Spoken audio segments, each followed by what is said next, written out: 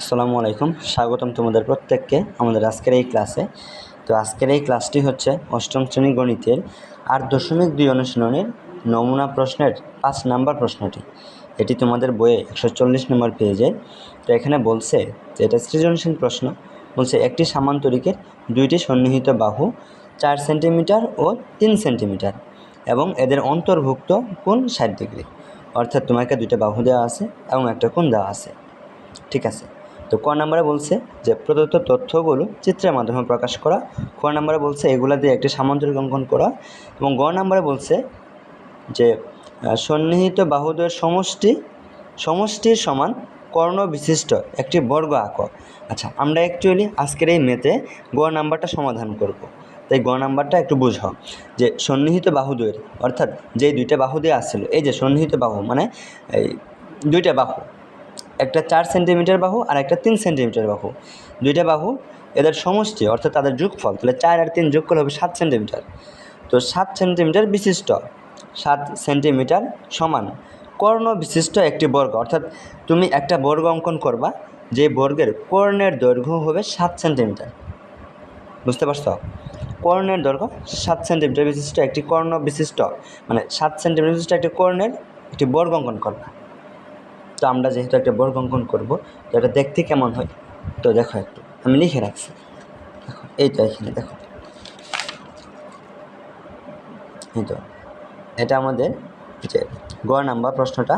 গ নাম্বার প্রশ্নের ধরো এখানে আমি লিখছি, কারণ হচ্ছে আমি কে ধরছি যে কর্ণের 7 সেন্টিমিটার, অর্থাৎ ওই যে সন্নিহিত বাহু দুইটা, একটা 4 সেন্টিমিটার একটা 2 সেন্টিমিটার, সরি 3 সেন্টিমিটার, এটা যোগ করলে 7 সেন্টিমিটার।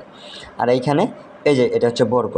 তো এটা আমি কিভাবে অঙ্কন করছি এটা বলবো এখন ইনশাল্লাহ। তো দেখো আমি অঙ্কন করলাম যেভাবে, আমি একটু অঙ্কনটা দেখাই তোমাদেরকে যে এটা তোমরা কীভাবে অঙ্কন করবা। আচ্ছা, প্রথমে গ নাম্বার লিখলা সমান 7 সেন্টিমিটার লিখেছ। তারপরে আমাদের কাজ হচ্ছে আমরা এখান থেকে একটা রশ্মি অঙ্কন করব। হ্যাঁ, যে কোনো দৈর্ঘ্যের অঙ্কন করলাম। ধরো এটা এই পর্যন্ত দিলাম। আচ্ছা, ধরো এই পর্যন্ত আছে। তো এখানে এই অংশ এখানে আমি চিহ্নিত করলাম, ধরো এটা বি অংশ, এবং এটাকে চিহ্নিত করলাম দ্বারা, বিই। এখন এই তো এর সমান করে আমাদের যে দেওয়া আছে, দেখো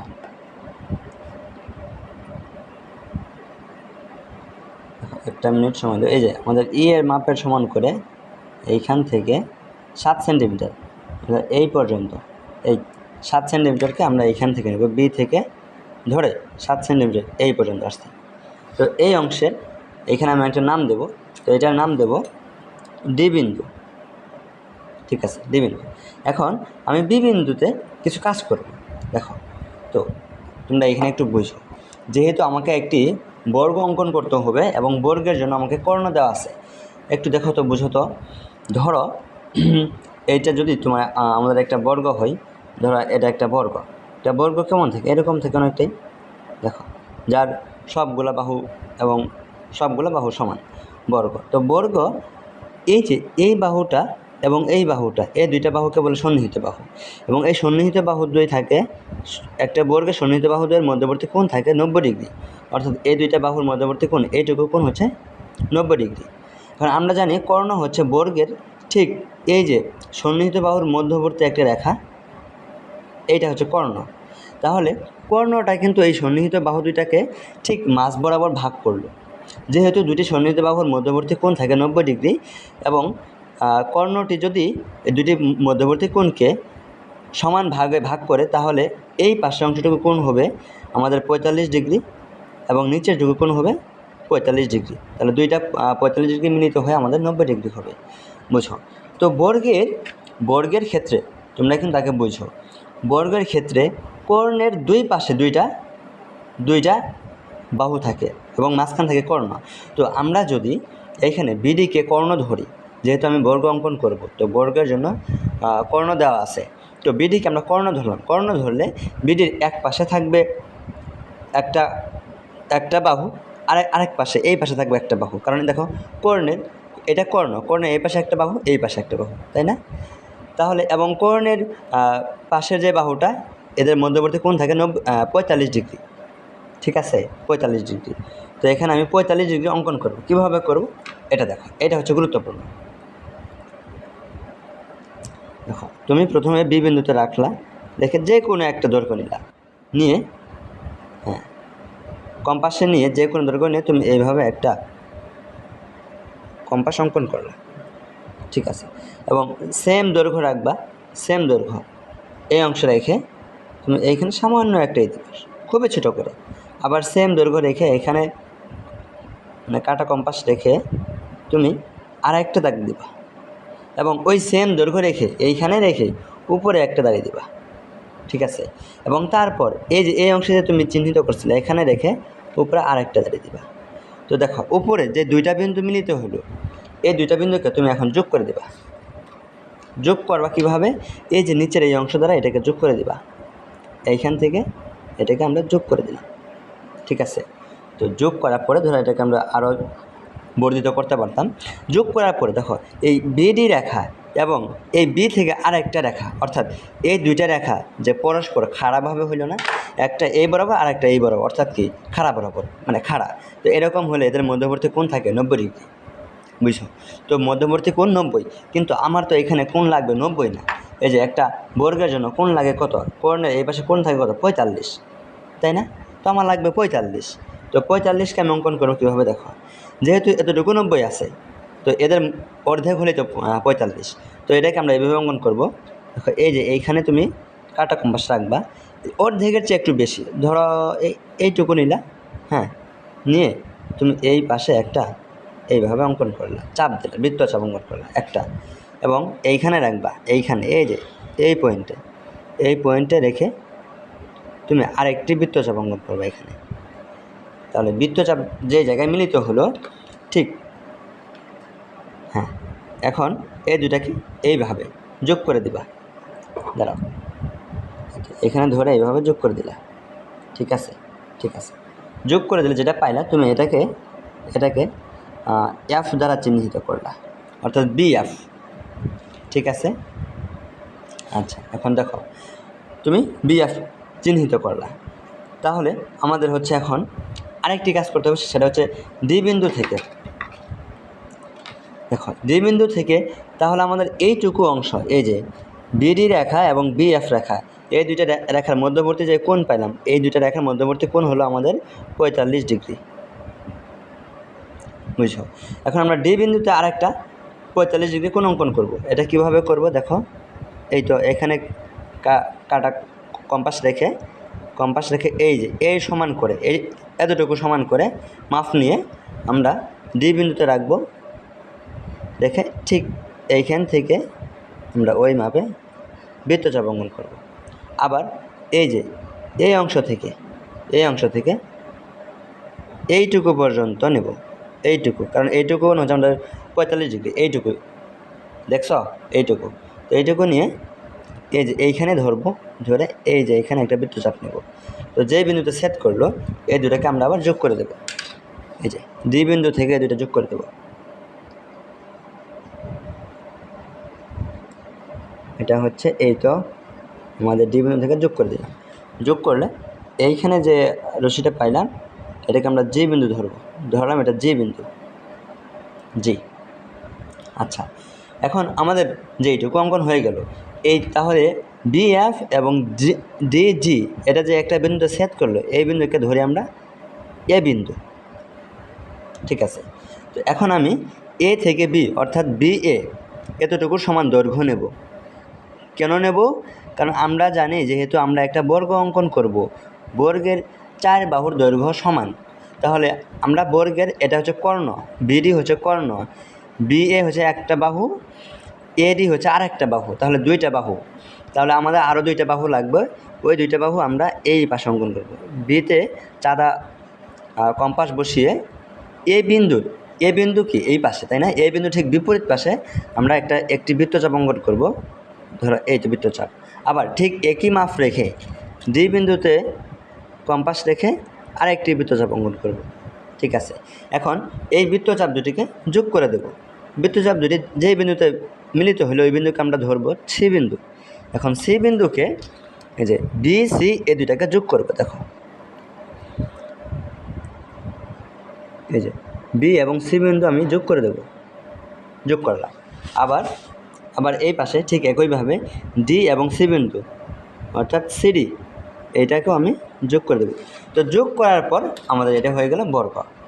ঠিক আছে, এটা হচ্ছে গেল বর্গ এবং এই বর্গের এই যে এ বি বাহু অর্থাৎ এই বাহুটি এবং এ ডি বাহু এই বাহু সাথে বি সি বাহু এই বাহু এবং সিডি বাহু এই বাহু, এই চারটা বাহুর দৈর্ঘ্যই সমান, দৈর্ঘ্য সমান। কিন্তু এই যে মাঝখানে হচ্ছে কর্ণ, বিডি হচ্ছে কর্ণ, এই কর্ণ কিন্তু সমান না, কর্ণ থাকে বড়। ঠিক আছে, তো এই ছিল আমাদের গ নাম্বার প্রশ্নের সমাধান। তো আমি আশা করছি হোপফুলি তোমরা এটা অঙ্কন করতে পারবা। এখন তোমাদের এটা অঙ্কন করার জন্য আগে বুঝতে হবে আমি কেন এখানে 45 ডিগ্রি কোণ অঙ্কন করলাম। তোমাদের গাইড বই তো আছে যে এইভাবে দেওয়া আছে, তুমি পড়লা, কিন্তু তুমি তো বুঝতেছো না যে তুমি কেন অঙ্কন করলা। কারণ তোমাকে এই বেসিকটা বুঝতে হবে আগে। এই বেসিক না বুঝলে কিন্তু তুমি বুঝবা না অ্যাকচুয়ালি। বেসিকটা কি, আমরা জানি একটা বর্গ, ধরো এটা একটা বর্গ, আমি ধরলাম এটা বর্গ। তো বর্গের কর্ণ থাকে মাঝ বরাবর, তাই না? এখন বর্গের এই যে এই বাহুটা, এই বাহু এবং এই বাহু, এরা এই দুই বাহুকে বলে সন্নিহিত বাহু। যেই দুইটা বাহু সবচেয়ে কাছে থাকে এবং জোড়া অবস্থা থাকে ওই দুই বাহুকে বলে সন্নিহিত বাহু। তো এই সন্নিহিত বাহুর এটা কি কর্ণ। আচ্ছা, তাহলে কর্ণের দুই পাশে কি দুইটা বাহু, এবং আমরা জানি এই বাহু এবং এই বাহু, এই দুইটা বাহু যেহেতু খাড়া বরাবর থাকে বর্গের ক্ষেত্রে এইরকম খাড়া থাকে, তো এদের মধ্যবর্তী কোণ থাকে 90 ডিগ্রি। তাহলে এই 90 ডিগ্রিকে কি এই কর্ণ কি অর্ধেক করেছে না? তো অর্ধেক করলে 90-এর অর্ধেক কত? 45 ডিগ্রি না? তাহলে এই কর্ণের দুই পাশে যে দুইটা বাহু হবে ওই দুইটা বাহু কর্ণের সাথে 45 ডিগ্রি কোণ করে উৎপন্ন করবে। মানে কর্ণের এই পাশে বাহুটাও কর্ণের সাথে 45 ডিগ্রি কোণ উৎপন্ন করবে এবং উপরের বাহুটাও কর্ণের সাথে 45 ডিগ্রি কোণ উৎপন্ন করবে। এবং আমাদের এখানে কিন্তু ঠিক তাই হয়েছে। দেখো এই যে বিডি হচ্ছে আমাদের কর্ণের সাথে এই কোণটা, এই বাহু, বুঝছো, এই বাহুর কিন্তু আমাদের কোনো কাজ নেই। এই যে এইটা যেটা আমি অঙ্কন করছি, ধরো এইখানে তুমি একটা বিন্দু রাখতে পারো, না রাখলেও সমস্যা নেই। তো এইটা যেটা অঙ্কন করছি এটা করছি শুধুমাত্র 45 ডিগ্রি অঙ্কনের জন্য, তাছাড়া কিন্তু করতাম না। ঠিক আছে, অর্থাৎ আমাদের বিডি যেই রেখা আছে এই রেখার সাথে বিএফ যে রেখা, এই রেখার মধ্যবর্তী কোণ 45 ডিগ্রি। ঠিক একইভাবে এই যে বিডি রেখার সাথে এই যে ডিজি রেখা অর্থাৎ এই রেখার মধ্যে তো কোণ কিন্তু ঠিক 45 ডিগ্রি আছে, বুঝছো। আবার এই যে বিডি রেখার সাথে এই রেখার সাথে বিসি রেখা, এই রেখা, এদের মধ্যবর্তী কোণ কিন্তু 45 ডিগ্রি, বুঝছো। এই কোণ আমাদের 45 ডিগ্রি, এটার কোণ 45 ডিগ্রি। কারণ কি? কারণ যেহেতু আমরা জানি যদি এটা বর্গ হয়ে থাকে এই কোণ যেমন 45 ডিগ্রি হয়, ঠিক এটা বর্গের এই পাশের একটা কর্ণ অঙ্কন করা যায়, এই কর্ণের মধ্যবর্তী কোণ 45 ডিগ্রি হয়। আচ্ছা, আমি আশা করছি তোমরা এগুলা বুঝতে পারছো এবং বেসিক সহ বুঝতে পারছো। এখন বিষয় হচ্ছে ভাই এগুলা তুমি বর্ণনা লিখবা কীভাবে? দেখো তোমরা বর্ণনা লেখার জন্য এইভাবে লিখবা। দেখো তুমি এইভাবে বর্ণনা লিখবা যে বিশেষ নির্বাচনের অংশটা দেখো। প্রথমে বিশেষ নির্বাচন, যে মনে করি ABCD সামান্তরিকটির সন্নিহিত বাহুদ্বয়ের সমষ্টির সমান কর্ণ ই সমান 4+3 = 7 সেন্টিমিটার বিশিষ্ট বর্গ আঁকতে হবে।